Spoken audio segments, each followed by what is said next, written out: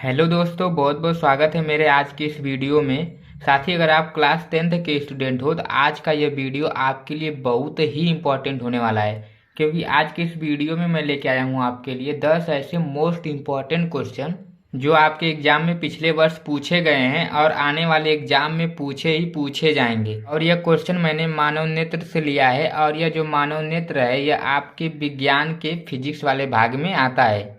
तो देखिए, question number पहला जो है वह है, स्वस्थ आंख के लिए स्पष्ट दृष्टि की न्यूनतम दूरी होती है।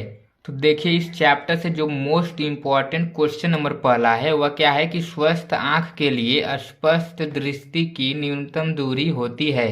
तो स्वस्थ आंख के लिए जो स्पष्ट दृष्टि की न्यूनतम दूरी होती है वह क्या होती है, आप बताइए।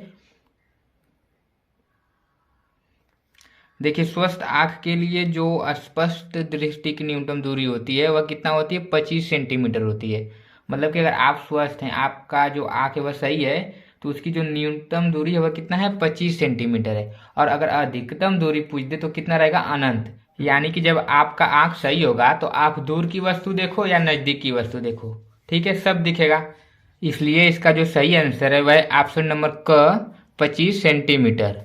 अगला क्वेश्चन है, स्वस्थ आंख के लिए दूर बिंदु स्थित होता है। इसका क्या होगा सही?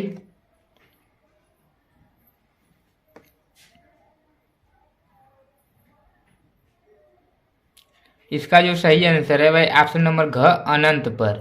यानी कि आप जितना भी दूर देख सकते हैं, ठीक है, क्योंकि आपका आंख स्वस्थ है। अगला क्वेश्चन है, चंद्रमा से देखने पर आकाश दिखाई देता है। ऑप्शन नंबर क, बैगनी। ऑप्शन नंबर ख, नीला। ऑप्शन नंबर ग, काला। ऑप्शन नंबर ग, सफेद।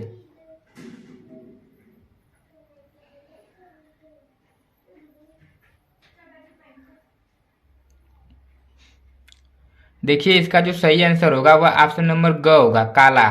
अब कुछ लोग कह रहे होंगे कि इसका जो आंसर होगा वह नीला होगा। अब नीला क्यों नहीं होगा? क्योंकि देखिए, आप यहाँ से देखते हैं आसमान को तो वो हल्का नीला दिखाई देता है, लेकिन जब आप चंद्रमा पर से देखेंगे ना तो आसमान क्या दिखाई देगा, काला दिखाई देगा। ठीक है। अगला क्वेश्चन है, प्रकाश का प्रकीर्णन सबसे कम होता है। ऑप्शन नंबर क, लाल रंग के लिए। ऑप्शन नंबर ख, पीले रंग के लिए। ऑप्शन नंबर ग, हरे रंग के लिए। ऑप्शन नंबर घ, नीले रंग के लिए।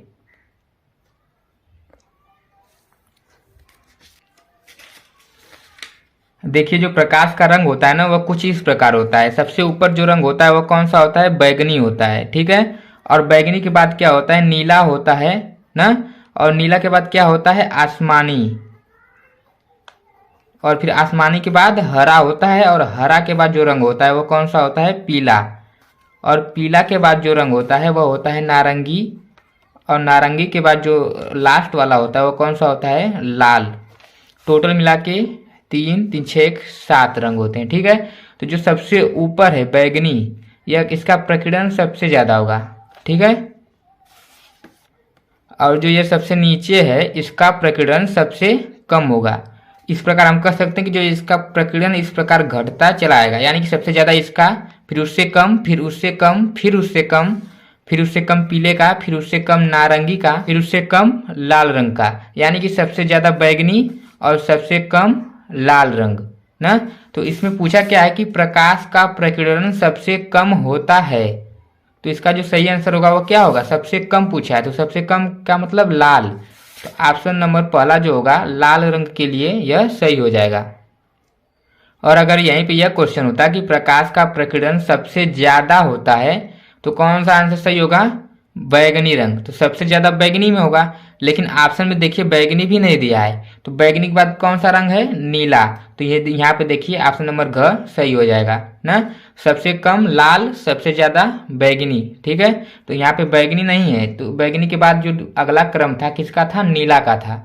तो ये नीला हो जाएगा, ठीक है। अब देखिए अगला जो क्वेश्चन है वह है, कांच का अपवर्तनांक अधिकतम होता है। ऑप्शन क, लाल रंग के लिए। ऑप्शन ख, पीले रंग के लिए। ऑप्शन ग, बैगनी रंग के लिए। ऑप्शन घ, हरे रंग के लिए। देखिए, जो प्रकाश आएगा उसमें भी रंग बनेगा, और सबसे ज्यादा रंग मैंने बताया किसका, बैगनी का, और सबसे कम लाल का। तो इसका जो आंसर सही होगा वह कौन सा होगा, ग, बैगनी रंग के लिए। ठीक है। अब जो अगला क्वेश्चन है वह क्या है कि प्रकाश का वेग निम्न में से किस माध्यम में सबसे अधिक होता है? ऑप्शन क वायु, ऑप्शन ख जल, ऑप्शन ग कांच, ऑप्शन घ निर्वात। तो इसका कौन सा आंसर सही होगा? इसका जो सही आंसर होगा वह ऑप्शन नंबर घ होगा, निर्वात। निर्वात में प्रकाश का वेग सबसे अधिक होता है। ठीक है। फिर अगला जो क्वेश्चन है वह क्या है कि निकट दृष्टि दोष से पीड़ित व्यक्ति को यह दोष दूर करने के लिए किस लेंस या दर्पण का उपयोग करना होगा? ऑप्शन नंबर क उत्तल लेंस, ऑप्शन ख उत्तल दर्पण, ऑप्शन नंबर ग अवतल लेंस, ऑप्शन घ इनमें से कोई नहीं। तो इसका कौन सा सही आंसर होगा?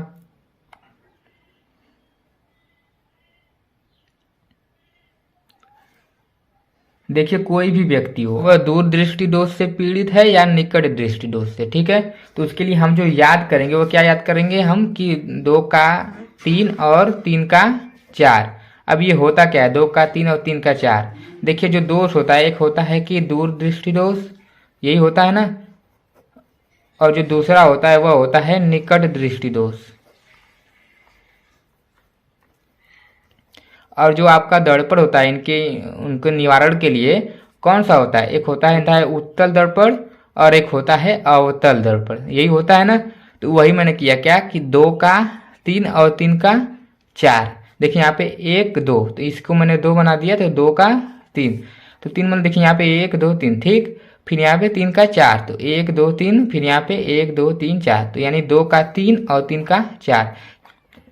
यानी कि अगर कोई आदमी है उसे दूर दृष्टि दोष है तो उसको उत्तल लेंस लगेगा, और अगर उसे निकट दृष्टि दोष है तो वह कौन सा लेंस लगाएगा?